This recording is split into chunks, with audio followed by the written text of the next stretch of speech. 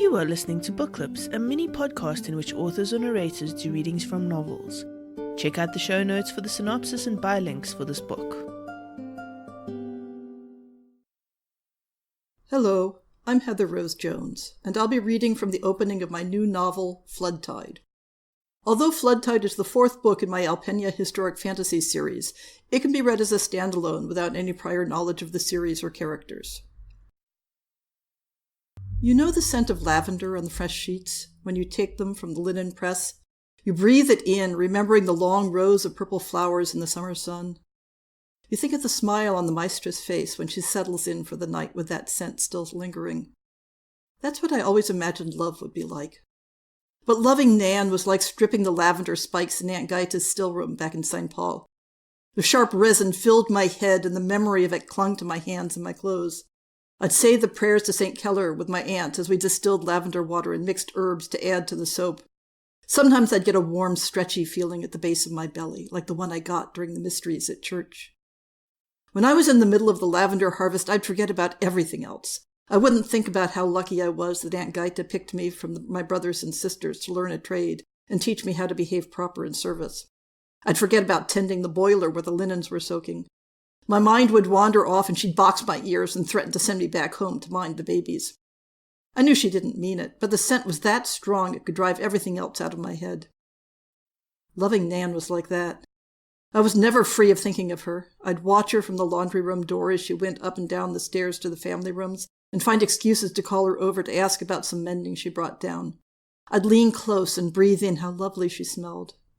Then at night, even when we were so tired we could barely talk, we'd kiss and cuddle in the narrow bed we shared. Nan was the one who taught me what to do with that feeling in my belly. We'd never meant it to go further than the ordinary sort of keeping company. Most girls in service have a special friend. You get lonely away in the city with no family about, but it did go further. I was so hungry for Nan we'd be up late into the night trying not to make noise and wake Mari in the next bed, and then stumbling bleary-eyed through the morning chores. I don't think Mari told on us. Why would she? But someone did.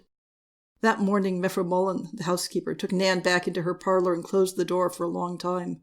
I watched the door until Nan came out crying. She ran upstairs without looking at me. Mullen saw me standing there and took me by the arm without a word and dragged me out the door, across the yard and out the back gate, then threw me down onto the cobbles. I was yelling and crying all the way, begging to know what I'd done wrong. Mullen looked down at me like I was a rat she'd found in the soup. "You little whore," she spat. "Don't you play the innocent with me. We'll have none of your filthy ways here." At first I didn't know what she meant. I began, and then I thought about Nan's face. You think all sorts of silly things in a moment like that. I thought about how ashamed Mama would be if I came home in disgrace, when they'd worked so hard to find me a good position. I worried about not being able to say goodbye to Nan. I thought how the table linens were soaking in lye, and would anyone think to take them out? I remembered that my second dress and good bonnet, the ones I wore to church, were up in my room. The silliest thing was that's what I asked about, my clothes. Mullen laughed and slammed the gate in my face. "Whistle for them," she said, and went back into the house. I stood there for ages, shivering in the cold and stamping my feet in the snow. I stared at the back steps with my hands on the bars of the gate like it was a jail, except I was locked out, not in. Up at the top of the house, the curtain moved in the room I shared with Nan and Mari, but no one looked out. What had Mullen said to Nan? Would she be dismissed too? I'd wait there at the gate until I knew. Finally the back door opened, but it wasn't Nan or even Mullen. It was one of the footmen, Yannick, swaggering down the steps and over to where I'd stood. I'd never had anything to do with the footman. You get in trouble that way. But he'd always seemed friendly enough before. Now he sneered. "What are you still doing here? Get on with you." I was going to sass him back, but my teeth were chattering too much, so when he doubled up a fist and reached for the latch of the gate, I turned and ran, stumbling down the lane. I slowed down when I didn't hear him following. Running like that's how you end up slipping on the cobbles and falling into the wet and muck.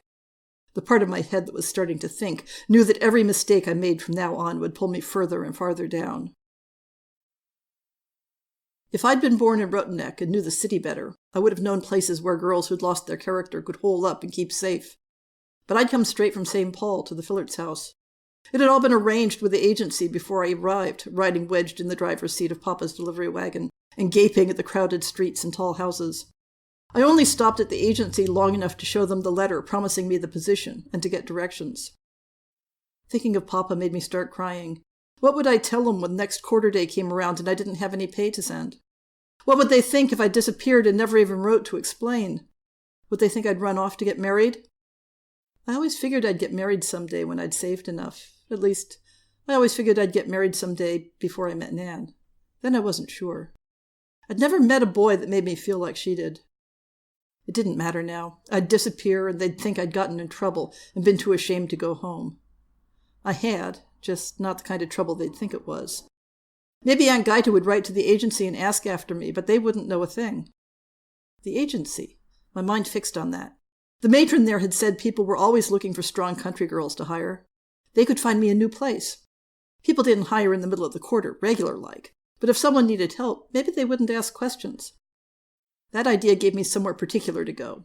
I hurried a bit, as fast as I could without slipping. I didn't know if they'd be open. It was all the way down toward the Nikolapleitz. I passed it by regular when Nan and I had a half-day off and we went to gawk at the strangers' market, so I knew I could find it again.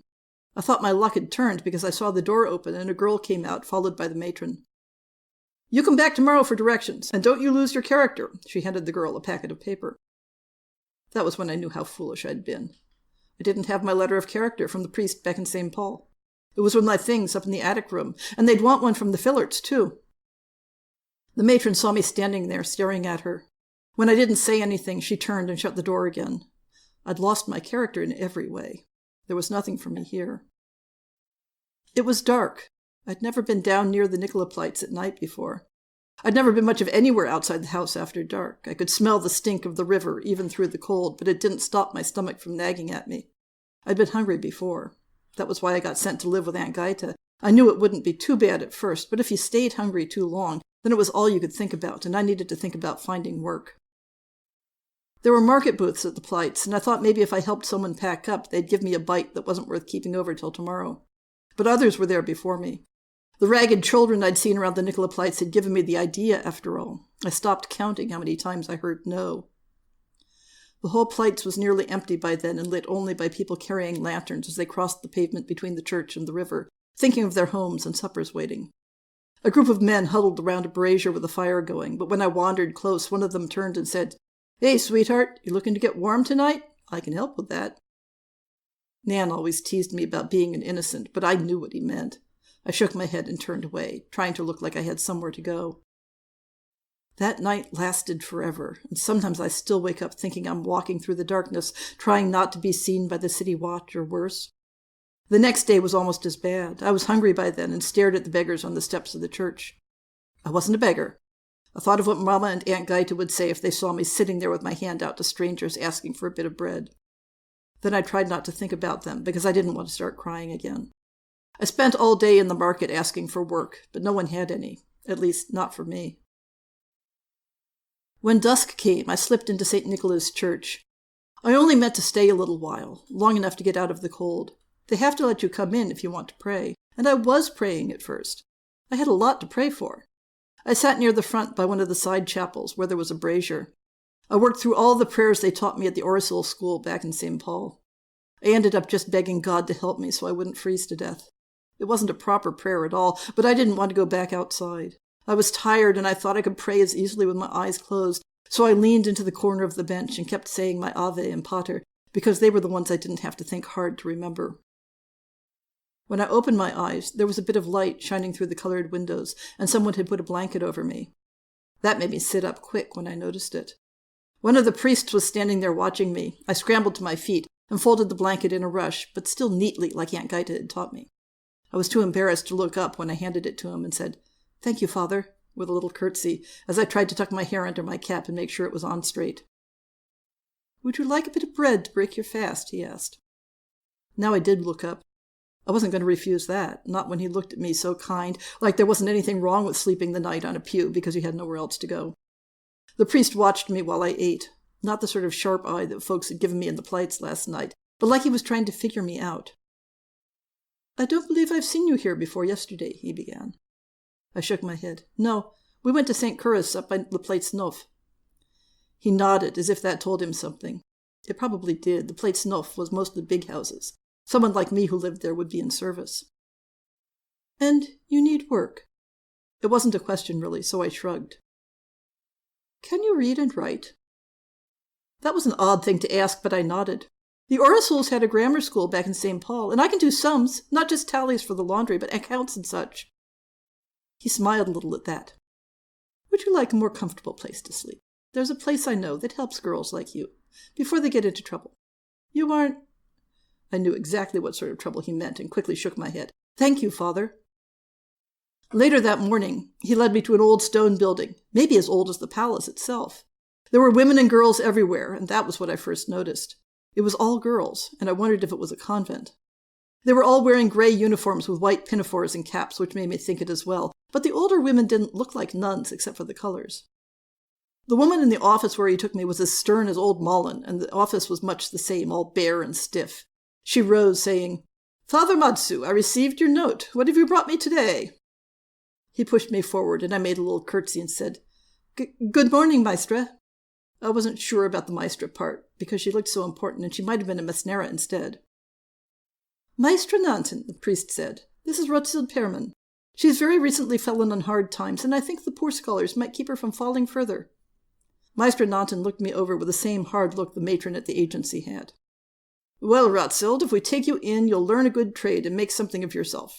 The poor scholars aren't a workhouse or a charity. No one will force you to do the work. If you don't do your best, you're out the door. And if you're going to be trouble, you aren't in the door to begin with. Did you steal anything? The question was like a slap. No, of course not. Don't lie to me, girl, she said. Everyone in service steals something, even if it's the dinner leftovers.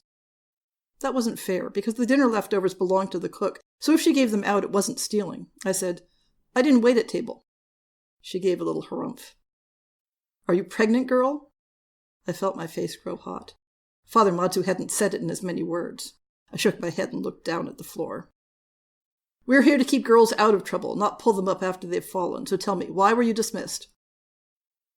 If it had only been Maestra Nanton, I could have made up a story. There are lots of reasons girls get turned off. I could say that I was lazy, or that I'd been cheeky to the housekeeper. Maestra Nanton might work me hard for it, but I could make her believe it. But you can't lie to a priest.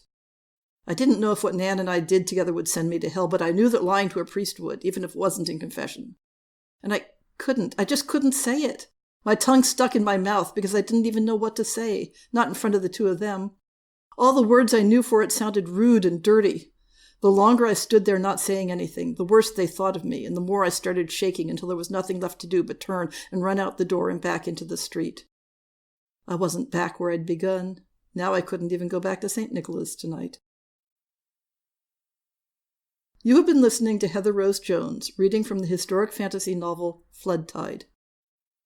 You have been listening to Book Clips. Check out the show notes for the synopsis and buy links for this book. If you are interested in showcasing your novel, then check out the show notes for more information.